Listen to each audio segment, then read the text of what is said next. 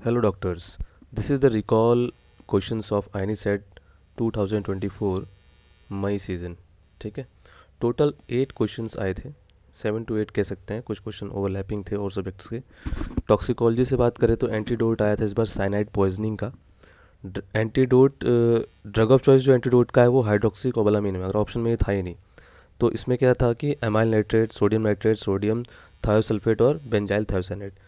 तो ऑप्शन क्या था, ए बी सी, ये करेक्ट आंसर था। इसी को लिली रिजीम बोलते हैं वो। ठीक है, इसमें क्या होता है कि जैसे हम ये एमाइल नाइट्रेट और ये सोडियम नाइट्रेट देते हैं तो ये हीमोग्लोबिन से कंबाइन होकर मेथ हीमोग्लोबिन बनाता है, जो कि जो साइनाइड बन चुका है उसको ये डिसोसिएट करता है, उससे इनिबिशन करता है। ठीक है, सेकेंड क्वेश्चन की बात की जाए तो उसमें आया था 40 year female consume white powder rodenticide. Rodenticide क्या होता है, जैसे चूहो मारने के लिए जो यूज़ करते हैं हम लोग।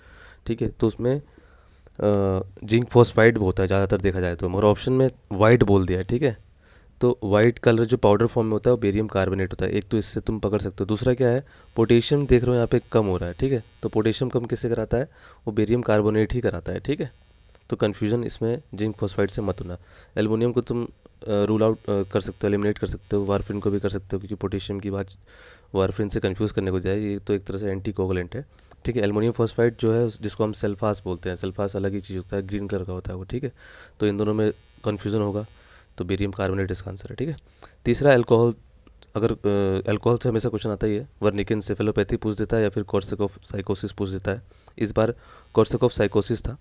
ठीक है, वर्निक एन्सेफेलोपैथी में गोवा से तुमने याद किया, ग्लोबल कन्फ्यूजन हो रहा है। ठीक है, और ऑप्थेल्मेजिया हो रहा है। ठीक है, और एमनेजिया हो रहा है। तो यहाँ कोर्सकॉफ पूछा था। ठीक है, तो इसमें कॉन्फोबुलेशन होता है, पॉलीन्यूरोपैथी होती है और एमनेजिया होता है। ऑप्थेल्मोप्लेजिया जो है वो कि नहीं होता है, वो जो कि वर्निके में होता है। नेक्स्ट की बात की जाए तो डिक्लेरेशन ऑफ ओस्लो, जो कि एथिक्स में हम पढ़ते हैं, कुछ कोड्स बनाए गए हैं 1970s में। तो ये थेरेपेटिक एबॉर्शन के लिए। ठीक है, ऐसे तुम डेथ के लिए याद कर लेना, हंगर के लिए याद कर लेना, माल्टा होता है। ठीक है, पेशेंट राइट्स के लिए याद कर लेना।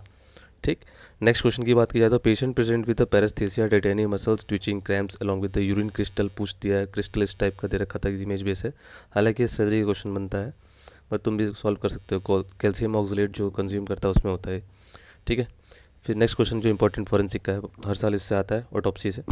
तो during autopsy of foetal death case, order of examination to differentiate between the live birth और स्टिल बर्थ पे पता करना है हमको। ठीक है, तो बच्चे में मतलब फीटल केस में जो बच्चा स्टिल बर्थ का केस अगर आता है, ड्यूरिंग द डिलीवरी मर जा रहा है या फिर पेट में मर जा रहा है। ठीक है, तो उसमें सबसे पहले तो हम एब्डोमेन देखते हैं। ठीक है, और उसके बाद थोरेक्स देखते हैं। मगर अगर फोर्सफुली डिलीवरी की जा रही है उसकी, तो उसके सर पे कुछ चोट्स आएंगी। ठीक है, तो उसको हम सिफेलोहिप्टोमा, जैसे एक्सटर्नल इंजरी, सबसे पहले तो हम जो डेड बॉडी रखी है तो हम पहले तो उसको एक्सटर्नली एग्जामिन कर लेते हैं। ठीक है, उसके बाद ऑटोप्सी पे आते हैं।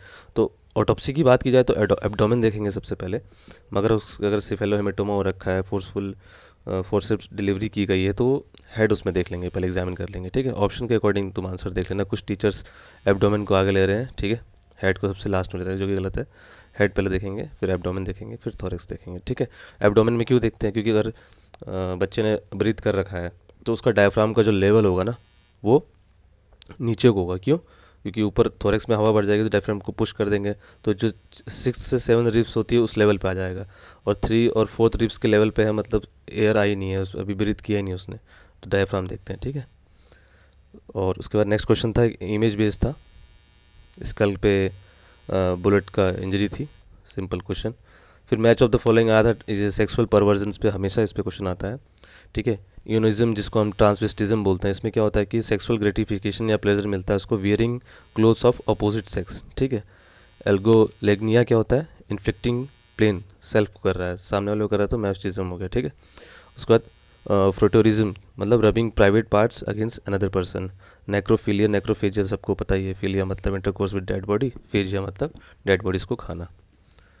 तो थैंक यू, स्टे ट्यून।